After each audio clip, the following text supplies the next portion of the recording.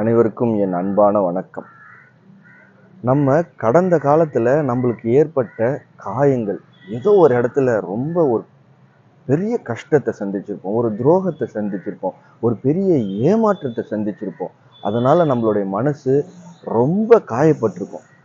அந்த காயத்தோடையே நம்ம வாழ்க்கை ஃபுல்லாக ட்ராவல் பண்ண முடியுமா அப்படின்னு நான் யோசித்து பார்க்குறேன். கண்டிப்பாக ட்ராவல் பண்ண முடியாது. அப்படி ட்ராவல் பண்ணுறப்போ நம்ம மேலே காட்டப்படும் உண்மையான அன்பும், அமைதியான அன்பும், குவாலிட்டியான அன்பும் டவுட்ஃபுல்லாகவே இருக்கும். அந்த ஏற்கனவே இருக்கிற காயமானது அந்த அன்பை சந்தேகிக்க வைக்கும். இது சரிதானா, நம்ம ஏற்கனவே பாதிக்கப்பட்டிருக்கோமே, மீண்டும் மீண்டும் அந்த அன்பு, அந்த பாசம், இது எல்லாமே என்ன செய்யும், ஏற்கனவே நடந்த நம்மளுக்கு ஏற்பட்ட ஒரு துரோகத்தையும், நம்மளுக்கு ஏற்பட்ட ஒரு காயத்தையும், வடுவையும் அதையே தான் திருப்பி திருப்பி ரிப்பீட் பண்ணி விட்டுக்கிட்டே இருக்கும். அப்போது நம்மளுக்கு கிடைக்கக்கூடிய உண்மையான அன்பை நம்மளால் ரசிக்கவே முடியாது.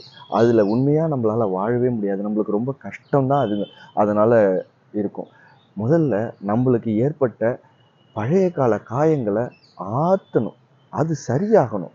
அவ்வளோதான் வாழ்க்கை. அதை நம்ம கடந்து வந்துட்டோம், அதில் ஒன்றும் கிடையாது. இப்படி தான் மனிதர்கள் இருப்பாங்க, எல்லா இடத்துலையும் இப்படி தான் மனிதர்கள் இருப்பாங்க, நாம் சரியாக இருந்திருக்கணும், நாம் ஜாக்கிரதையாக இருந்திருக்கணும் அப்படின்னு தான் நாம் யோசிக்கணுமே ஒழிய, நம்மளை யாரோ ஏமாற்றிட்டாங்க, இப்படி தான் நம்மளை எல்லாருமே ஏமாற்றுவாங்க அப்படின்னு நினச்சி நம்ம வாழ்க்கையை அணுகுனோம்னா நம்மளுக்கு மேலும் மேலும் கஷ்டங்கள் தான் வரும். எந்த ஒரு சரியான மனிதரையும் சந்தேகிக்கக்கூடிய மனநிலைமை தான் நம்மளுக்கு வரும். இவன் சரியாக தான் நம்மளை அணுகிறானா, இவன் எதுக்காக நம்மள்ட்ட இதெல்லாம் செய்கிறான் அப்படின்னு சொல்லிட்டு ஒரு கேள்வி நம்ம மனசில் பிறந்துக்கிட்டே இருக்கும்.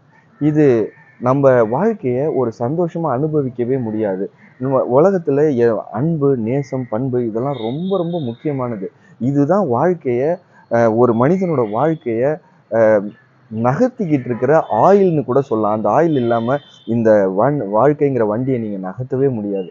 அது ரொம்ப முக்கியமானது. நம்ம எப்போ பார்த்தாலும் நம்மளுக்கு ஏற்கனவே நடந்த கஷ்டத்தையே நம்ம நினச்சிக்கிட்டே இருந்துட்டு, புதுசாக வரக்கூடிய நல்ல அன்பையும், நல்ல பாசத்தையும், சரியான நபர்களையும் புரிந்து கொள்ளாமல் அவங்கள நம்ம ஒதுக்கி வச்சுட்டு, நம்ம எப்போதும் ஒரு சந்தேக கண்ணோடையே நம்ம வாழ்ந்துட்டு இருந்தோம்னா அதில் என்ன யூஸ் இருக்க முடியும்? அந்த வாழ்க்கை இனிக்குமா? யோசிச்சு பாருங்கள். நம்ம எப்பயுமே நம்மளுடைய பழைய கால ட்ராமான்னு சொல்லக்கூடிய நம்மளுடைய கஷ்டங்களை, வடுவை, நம்மளுடைய காயங்களை அப்படி கடந்து போகணும். லெட் கோ, அது போகட்டும். அப்போ உள்ள மனிதர்கள், அப்போ உள்ள சூழ்நிலைக்கு நம்மளை அப்படி யூஸ் பண்ணிக்கிட்டாங்க, அவ்வளோதான். இப்போ நான் நல்லா இருக்கேன், இப்போ இப்படி தான் இருப்பேன், நான் இப்போ ஜாக்கிரதையாக இருக்கேன், என்கிட்ட வர்ற மனிதர்கள் பாசிட்டிவான மனிதர்கள் தான் என்கிட்ட வருவாங்கங்கிற ஒரு நம்பிக்கையோடு நாம் பயணிப்போம். சிந்தித்து செயல்படுங்கள். அனைவருக்கும் வணக்கம். வாழ்க வளமுடன்.